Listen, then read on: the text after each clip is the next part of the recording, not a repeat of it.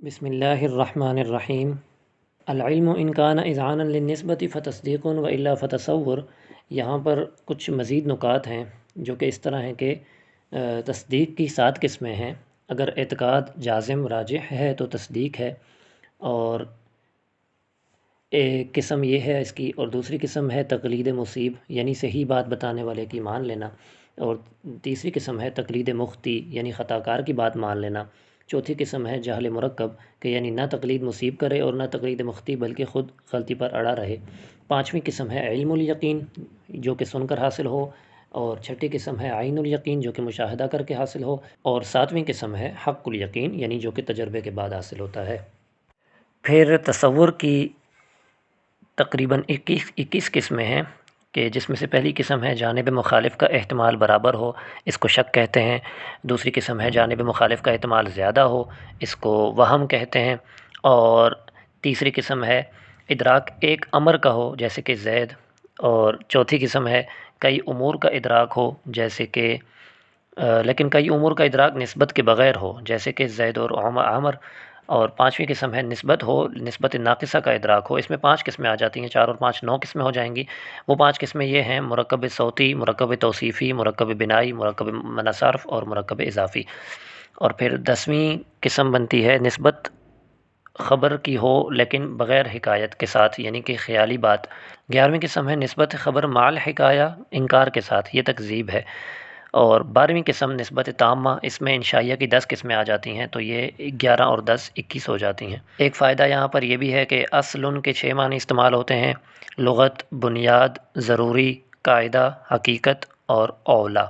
اصل کے 6 معنی استعمال ہوتے ہیں عام طور پر: لغت، بنیاد، ضروری، قاعدہ، حقیقت، اولا۔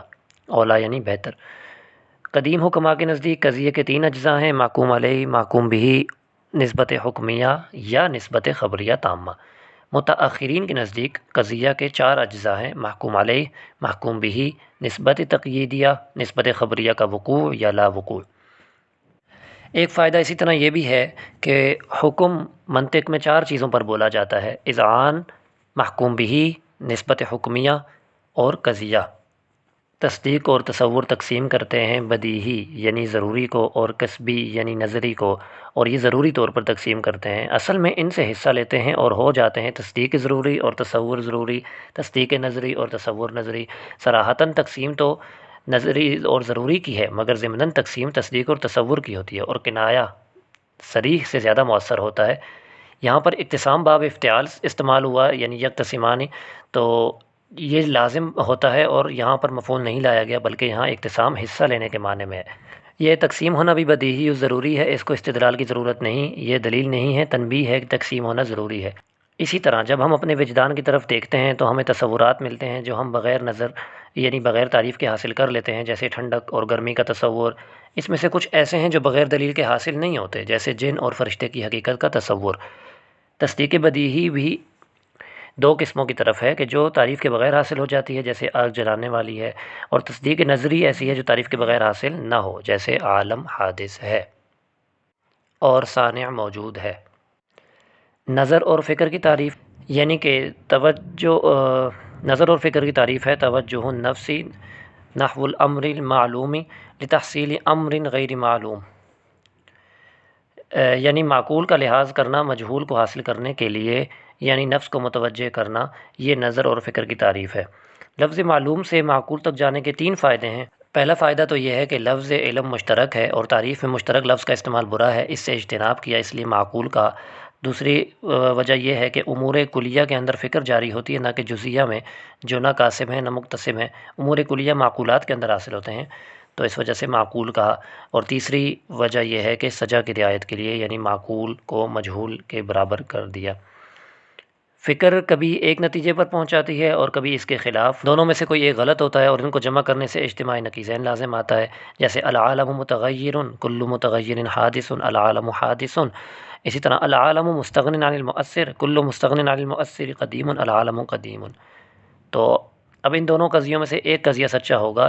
اس غلطی سے جو قاعدہ بچاتا ہے وہ فکر میں وہ منطق ہوتی، اس کو منطق کہتے ہیں۔ ایسا قاعدہ جو ایسی غلطیوں سے فکر میں بچائے وہ منطق ہے۔ منطق کی ضرورت مقدمے سے ثابت ہوئی، یعنی غرض و غایت وہ ہے غلطی سے بچنا، اور منطق کے 3 مقدمات یہ ہیں کہ علم یا تو تصور یا تصدیق ہوتا ہے، نمبر 2 وہ تصور اور تعریف نمبر 2 وہ تصور اور تصدیق بن نظر ہیں یا بلا نظر، نمبر 3 اگر بن نظر ہیں تو اس میں غلطی ہو سکتی ہے، اس میں غلطی سے بچنے کے لیے قانون کی ضرورت پڑی جو کہ منطق ہے۔ مقدمے میں سے 2 چیزیں حاصل ہوئیں، منطق کی تعریف اور دوسری چیز منطق کی غرض، اور موضوع تو صراحتاً حاصل ہوا۔ منطق کا موضوع ہے موصل یعنی پہنچانے والا، تو وہ پہنچانے والا یا تو معلوم تصور ہوگا تو معرف، یا معلوم تصدیق ہوگا یعنی حجت۔ تو معرف اس کو معرف اس لیے کہتے ہیں کہ یہ مجہول تصور کی پہچان کرواتا ہے، اور حجت کو حجت اس لیے کہتے ہیں کہ وہ سبب بنتی ہے مسبب یعنی غلبے کے لیے، مد مقابل پر غلبے کے لیے۔ سبب کو مسبب کے لیے اور مسبب کو سبب پر بھی بولا جاتا ہے، جیسے انی ارانی اعصر خمرہ، خمر سبب ہے لیکن یہاں مراد سبب ہے جو کہ عنب ہے۔ خمر مسبب ہے لیکن یہاں مراد سبب ہے جو کہ عنب ہے، یعنی میں نے نچوڑا، انی ارانی یعنی میں نے اپنے آپ کو دیکھا، اعصر خمرہ کہ میں شراب نچوڑ رہا ہوں، اس کا یہ مطلب نہیں کہ میں شراب نچوڑ رہا ہوں، یعنی شراب تو مسبب ہے، یعنی جو نچوڑنے کے بعد حاصل ہوتا ہے، نچوڑا یہاں پر انگور گیا ہے، یعنی جو کہ سبب ہے شراب کے پیدا ہونے کا۔ یہاں پر ایک سوال اٹھتا ہے کہ مصنف نے دلالت کی بحث کیوں شروع کی، پھر اس میں سے بھی لفظ کی بحث شروع کی، منطق کا موضوع جو کہ معرف ہے اور حجت ہے اس کو چھوڑ کر۔ اس کا جواب ہے کہ جیسا کہ عرف ہے کہ منطق شروع کرنے سے پہلے اس کی غرض و غایت وغیرہ کو شروع میں لایا جاتا ہے، اسی طرح مقدمے کے بعد منطق کے اندر استعمال ہونے والی اصطلاحات کلی، جزئی، مشکک، مشترک، متواتی وغیرہ کو معلوم کرنا ضروری ہے تاکہ وہ بصیرت کا فائدہ دیں، جیسے کہ غرض و غایت شروع میں بصیرت کا فائدہ دیتے ہیں۔ ان اصطلاحات کو افادہ اور استفادہ کے لیے شروع میں لایا جاتا ہے، اور استفادہ دلالت کے ساتھ ہوتا ہے، اس لیے دلالت کے ساتھ ذکر شروع کیا۔ دلالت کی تعریف، دلالت کہتے ہیں شے کا اس حیثیت سے ہونا کہ اس سے دوسری چیز کا علم حاصل ہو جائے، جس سے علم حاصل ہوتا ہے اس کو تو دال کہتے ہیں، اور جس کا علم حاصل ہوتا ہے اس کو مدلول کہتے ہیں۔ پھر دلالت کی قسمیں ہیں کہ اگر وہ دال لفظ ہو تو دلالت لفظی ہوتی ہے ورنہ غیر لفظی، اور دلالت کی پھر 3 قسمیں ہیں، دلالت وضعی، دلالت طبعی اور دلالت عقلی۔ دلالت وضعی میں پھر 2 قسمیں ہیں کہ دلالت لفظیہ وضعیہ اور دلالت غیر لفظیہ وضعیہ۔ دلالت وضعی کہتے ہیں کہ واضح نے جس اول کو وضع کیا ہو ثانی کے مقابلے میں، اور دلالت لفظیہ وضعیہ جس میں جو دال ہے، جو دلالت کرنے والا لفظ ہے وہ لفظ ہو، جیسے لفظ زید کی دلالت اس کی ذات پر۔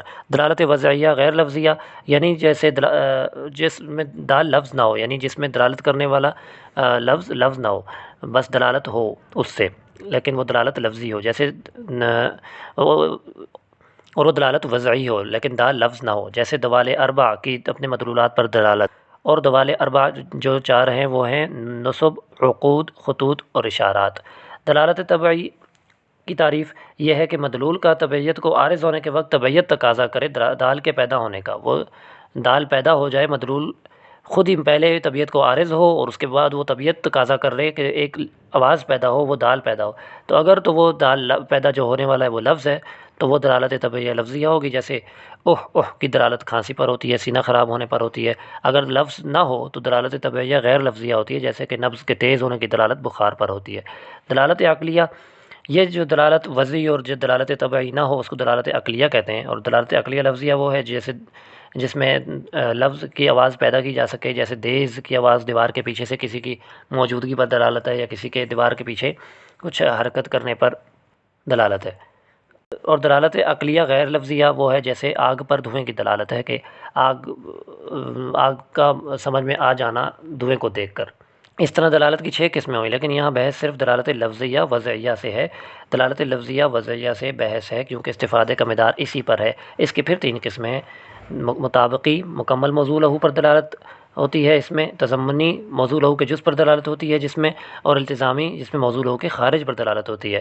دلالت لفظیہ وضعیہ جب دلالت کرے اس پورے موضوع لہو پر جس کے لیے وضع کی گئی ہے، جیسے انسان کی دلالت حیوان ناطق پر، اس سے مطابقی کہتے ہیں کیونکہ یہ دونوں ایک دوسرے کے مطابق ہوتے ہیں، لفظ بھی اور معنن بھی، جیسے بولنے والا جاندار سے مراد بھی انسان ہے اور انسان سے مراد بھی بولنے والا جاندار ہے۔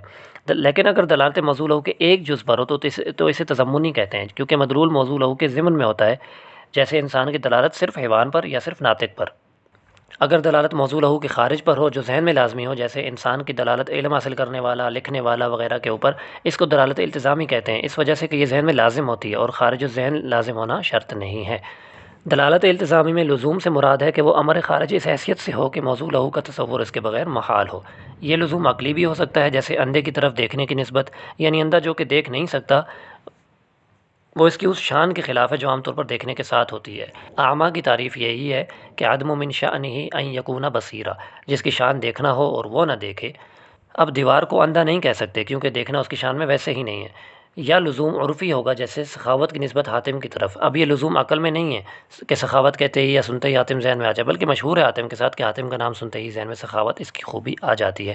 ان دونوں کو یعنی دلالت تضمنی کو اور دلالت التزامی کو مطابقی لازم ہے، اگرچہ تقدیری طور پر ہو۔ یقین ہے کہ دلالت مطابقت میں ملزوم اور کل پر دلالت ہوتی ہے، تضمن میں صرف جز پر دلالت ہوتی ہے، التزام میں لازم پر دلالت ہوتی ہے۔ جز پر اور لازم میں دلالت فرع ہے، کل اور ملزوم پر دلالت اصل ہے، تو فرع اصل کے بغیر نہیں پائی جاتی۔ یعنی جز پر جو دلالت ہو رہی ہے اور لازم پر جو دلالت ہو رہی ہے وہ فرع ہے، اور وہ اصل کے بغیر یعنی اصل وہ جو مطابقی ہے اس کے بغیر نہیں پائی جاتی۔